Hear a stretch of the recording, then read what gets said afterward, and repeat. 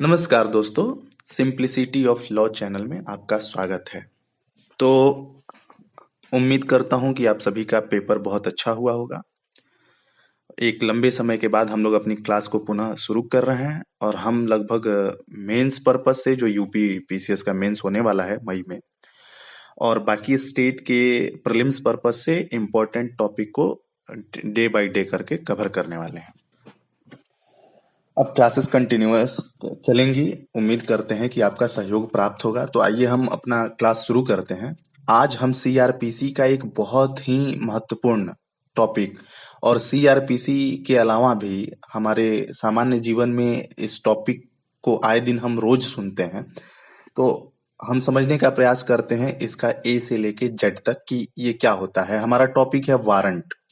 हम हमेशा सुनते हैं कि फलाने के विरुद्ध वारंट जारी हो गया, पुलिस वारंट जारी हो गई है, अब ढूंढ रही है। तो ये वारंट क्या है, कैसे जारी होता है, ये कैसे खत्म होता है, कब तक ये प्रवृत्त रहता है, कब तक इनफोर्स रहता है, इन सब चीजों को जानेंगे। और अगर कोई लगता है हमें वारंट से, तो आज उस डर को भी खत्म करने का प्रयास करेंगे अपने इस लेक्चर में। सबसे पहले मैं बता दूं कि वारंट जो है, आप अपना अगर चाहते हैं तो बेयर एक्ट निकाल लीजिए और मेरे साथ उसको देखिए। यह सीआरपीसी का चैप्टर 6 जो है, जिसमें हाजिर होने को विवश करने वाली आदेशिकाएं।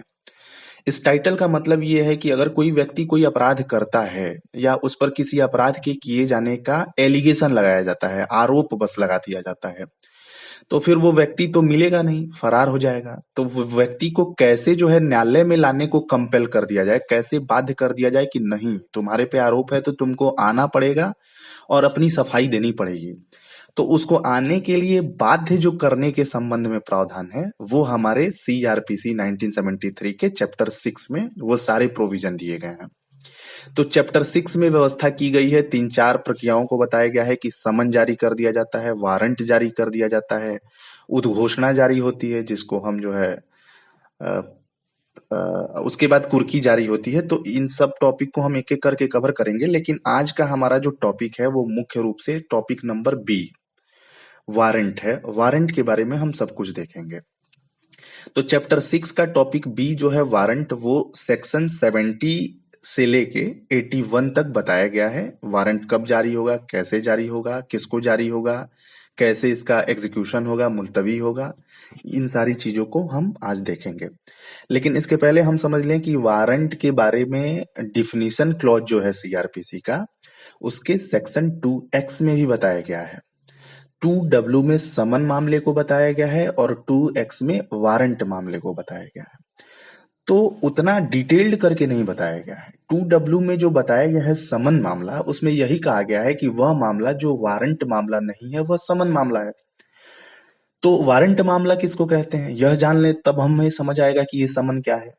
तो वहां पर एक बस अंदाजा दे दिया गया है, बहुत डिटेल्ड वहां पर एनालिसिस नहीं है। बस यह बताया गया है कि ऐसे अपराध जिनके लिए दंड जो है वो 2 वर्ष या उससे कम मिले, वो समन मामला हो जाएगा। और 2 वर्ष से ज्यादा का अगर दंड मिलता है, आजीवन कारावास और मृत्यु दंड, किसी अपराध के किए जाने के लिए दंड की व्यवस्था अगर जो है वो 2 वर्ष से अधिक है, मृत्यु दंड, आजीवन कारावास इंक्लूडिंग, तो उसमें उस मामले को हम कहते हैं कि ये वारंट मामला है। और अमूमन उसी प्रकार के मामले में वारंट जारी होता है। हालांकि समन मामले में भी वारंट जारी होता है, लेकिन फिलहाल के लिए हम ये जानना है कि जिस भी अपराध के लिए पनिशमेंट 2 वर्ष से ज्यादा है, इंक्लूडिंग मृत्यु दंड और आजीवन कारावास, उस मामले में कोर्ट वारंट जारी कर देती है। यह तो डिफिनीशन क्लॉज रहा, section 2X, sub clause x section 2।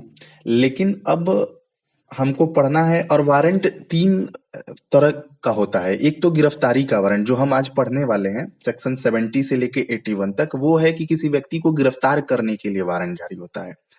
Section 267 जो है, 267 में पेशी के लिए भी वारंट जारी होता है।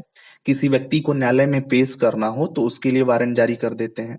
और सेक्शन 93 एंड 95 में तलाशी के लिए भी वारंट जारी होता है। किसी स्थान की तलाशी लेनी है, किसी व्यक्ति की तलाशी लेनी है, तो न्यायालय उसके लिए भी वारंट जारी करता है। लेकिन चैप्टर 6 के अंतर्गत जो हम पढ़ने वाले हैं, टॉपिक बी, उसमें हम गिरफ्तारी के लिए वारंट पढ़ने वाले हैं कि किसी व्यक्ति को गिरफ्तार करने के लिए न्यायालय वारंट जारी करता है, और यह सेक्शन 70 से लेके 81 तक इसके प्रोविजन दिए गए हैं। तो डिफिनीशन क्लॉज को हमने देख लिया कि वारंट मामला होता क्या है। ऐसा मामला जिसमें 2 वर्ष से अधिक का दंड हो, तो उस मामले को हम वारंट मामला कहते हैं, और अमूमन कोर्ट द्वारा इन्हीं मामलों में वारंट जारी किया जाता है। तो आइए हम देखते हैं सेक्शन 70 क्या कहता है। वो बताता है फॉर्मेट, वारंट किस तरह का होता है, और उसकी अवधि बताता है, टेन्योर बताता है, टाइम पीरियड बताता है कि यह कब तक प्रवृत्त रहता है, इन्फोर्स्ड रहता है, वारंट कब तक लागू रहता है। तो सबसे पहले इसका ड्राफ्ट जो होता है ना, इसका जो वारंट का तरीका होता है, इसमें यह है कि वारंट जो है हमेशा रिटन होता है। जो न्यायालय का जो पीठासीन अधिकारी उस वारंट को देता है, उसका हस्ताक्षर होता है, और न्यायालय की मुद्रा यानी कि स्टाम्प या मुहर लगी होती है। ठीक है। समन एक अलग टॉपिक है, उसको हम अलग से देखेंगे। समन एक्यूज्ड के नाम से जारी होता है, जिसने अपराध किया है, लेकिन वारंट जो है पुलिस अधिकारी के नाम से जारी होता है। फला पुलिस अधिकारी के लिए जारी होता है कि वह उस एक्यूज्ड को गिरफ्तार करे। तो इसका फॉर्मेट क्या है, ये रिटन होता है, इस पे जो अधिकारी जारी करता है उसका हस्ताक्षर होता है, और कोर्ट की स्टाम्प या मुहर लगी होती है। इसका विस्तृत प्रारूप देखना है तो आप सीआरपीसी के शेड्यूल 2 में चले जाइए, और वहां पर सारी चीजों का फॉर्मेट दिया हुआ है। जैसे इसमें व्यक्ति का नाम होता है जिसने अपराध किया है, कौन सा अपराध किया है, उसका पूर्ण पता जिससे उस व्यक्ति को की पहचान की जा सके, इत्यादि सारे फॉर्मेट वहां रहते हैं, उन सबको इसमें भरना होता है। अवधि क्या होती है, तो कब तक यह लागू रहता है वारंट, तो जब यह वारंट तब तक लागू होता है जब तक जिस न्यायालय ने इस वारंट को पारित कर दिया है वह इसे कैंसिल नहीं कर देता है, वापस नहीं ले लेता है, या फिर जब तक इसका एग्जीक्यूशन नहीं हो जाता है। जैसे किसी व्यक्ति को गिरफ्तार करने का वारंट जारी है, तो यदि व्यक्ति गिरफ्तार कर लिया गया तो फिर यह वारंट जो है खत्म हो जाता है, इसकी अवधि कंप्लीट हो जाती है। तो सेक्शन 70 में हमें बस इसका फॉर्मेट याद रखना है, रिटन होगा, साइंड होगा, और इस पे स्टाम्प लगी होगी। और सेकंड चीज, हमें इसका टाइम पीरियड याद रखना है, जब तक कैंसिल ना हो जाए जिसने इसको जारी किया है, या फिर जब तक एग्जीक्यूशन ना हो जाए, ये प्रवृत्त रहती है। सेक्शन 70 में यही 2 बातों को ध्यान रखना है। सेक्शन 71, प्रतिभूति लिए जाने का निर्देश देने की शक्ति। अब जो न्यायालय इस वारंट को जारी करता है, उसको यह राइट दिया गया है, उसके पास यह अधिकार है कि वह चाहे तो इस वारंट के माध्यम से जिस पुलिस ऑफिसर को इस वारंट को निष्पादित करना है, एग्जीक्यूट करना है, उसको यह निर्देश दे सकता है कि जो व्यक्ति है, जो अभियुक्त है, उसकी अगर गिरफ्तारी होती है तो उससे प्रतिभूति लेकर या बंध पत्र लेकर जो है निष्पादित करा के उसको छोड़ा जाए। तो सेक्शन 71 में जो है पुलिस अधिकारी द्वारा जब अभियुक्त को गिरफ्तार किया जाएगा तो उसे सिक्योरिटी लेकर छोड़ा भी जा सकता है। ठीक है, फिर से मैं रिपीट कर देता हूं कि न्यायालय को यह अधिकार है कि जब वह वारंट जारी करता है तो वह यह निर्देश दे सकता है कि जो व्यक्ति इस वारंट को एग्जीक्यूट कराएगा, वो जिस अभियुक्त को पकड़ेगा उससे सिक्योरिटी लेकर छोड़ सकता है। सेक्शन 72 पढ़ते हैं। वारंट किसको निर्दिष्ट होता है, किसको दिया जाता है वारंट एग्जीक्यूट कराने के लिए? तो वारंट एक या एक से अधिक पुलिस अधिकारी को निर्दिष्ट किया जा सकता है, और अगर पुलिस अधिकारी अवेलेबल नहीं है, उपस्थित नहीं है, कमोवेश उनकी कमी है, तो फिर वारंट किसी भी व्यक्ति को तुरंत इसके निष्पादन, अगर तुरंत निष्पादन करना अनिवार्य है, पुलिस अधिकारी अवेलेबल नहीं है, तो वारंट किसी भी व्यक्ति को निर्दिष्ट किया जा सकता है। अगर वारंट एक या एक से अधिक पुलिस अधिकारी को निर्दिष्ट किया गया है, उनको जारी की गई है, तो उसमें से वो सारे पुलिस ऑफिसर जिनको निर्दिष्ट किया गया है, या कोई एक व्यक्ति, एक पुलिस ऑफिसर अकेले उस वारंट का एग्जीक्यूशन कर सकता है, उसको उसका मुलतवी कर सकता है, उसको उसका पालन कर सकता है। तो सेक्शन 72 में वारंट किसको निर्दिष्ट किया जाता है, तो इसमें एक या एक से पुलिस ऑफिसर को निर्दिष्ट किया जा सकता है, या अगर तुरंत एग्जीक्यूशन अनिवार्य है और पुलिस ऑफिसर अवेलेबल नहीं है तो वारंट किसी भी व्यक्ति को निर्दिष्ट कर दिया जाएगा। अब इसको अलग अलग करके बताया गया है कि सेक्शन 73 में बताया गया है कि किसी भी व्यक्ति को वारंट निर्दिष्ट किया जाएगा, तो पुलिस ऑफिसर से भिन्न किसी भी व्यक्ति को वारंट निर्दिष्ट कर दिया जाएगा, ये 73 में बताया गया है।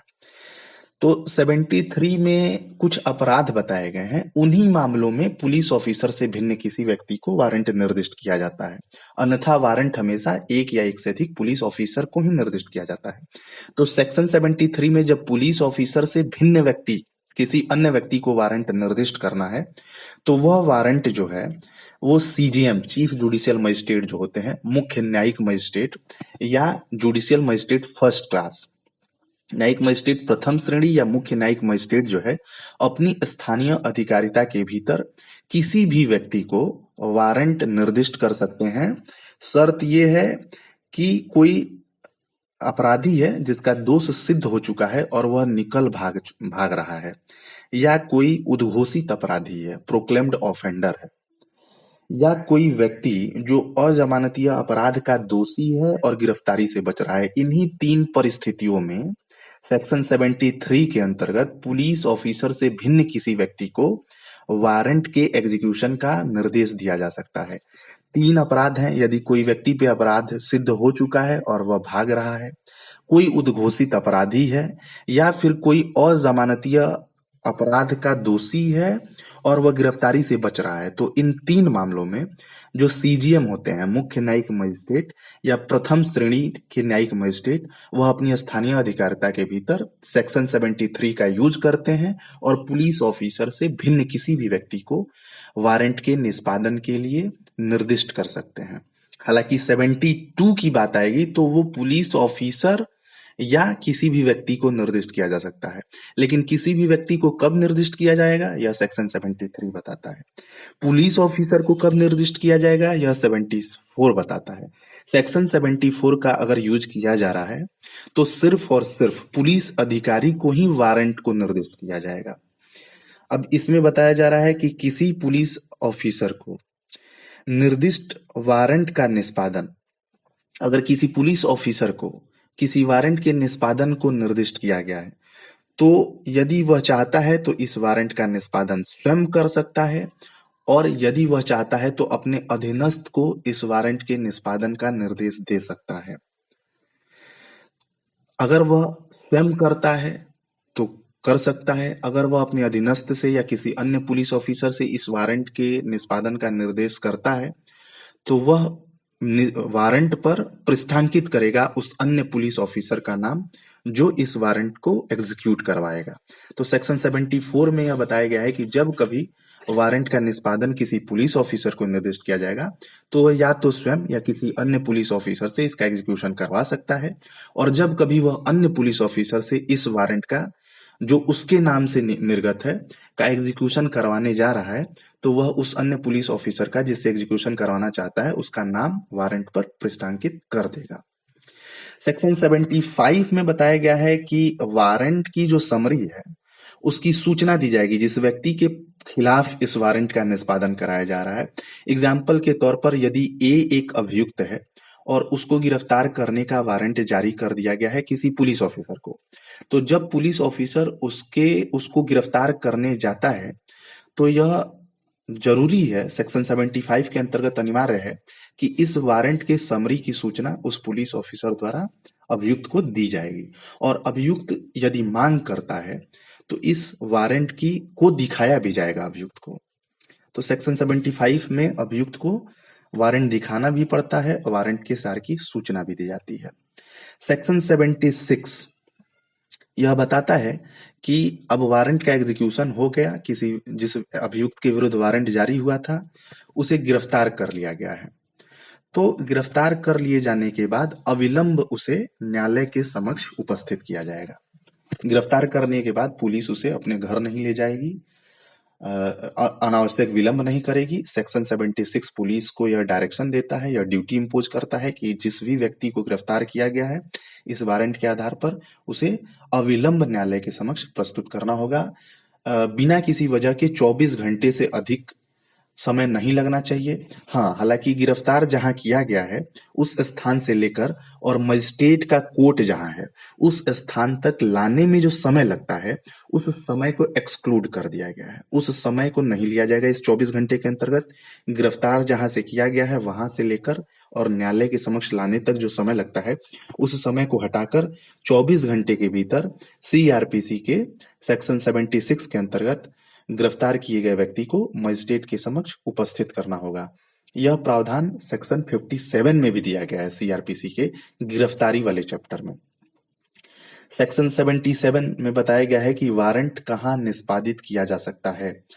तो सेक्शन 77 के अंतर्गत यह बताया गया है कि वारंट पूरे भारत में कहीं भी निष्पादित किया जा सकता है, किसी भी स्थान पर निष्पादित किया जा सकता है। तो वीडियो हमारा ज्यादा लंबा ना हो इसके लिए आज हम इतना ही पढ़ते हैं और नेक्स्ट बचे हुए जो 4-5 सेक्शन है 81 तक इसको अगले टर्म पे हम कवर कर लेंगे। आशा करता हूँ कि ये इन्फॉर्मेशन आपको अच्छी लगी होगी। अगर अच्छी लगी है तो आप चैनल को सब्सक्राइब कर लें, लाइक बटन दबाना ना भूलें और अपने कोई भी क्वेरीज हो तो कमेंट सेक्शन में कमेंट जरूर कर दें। Thank you, have a nice time.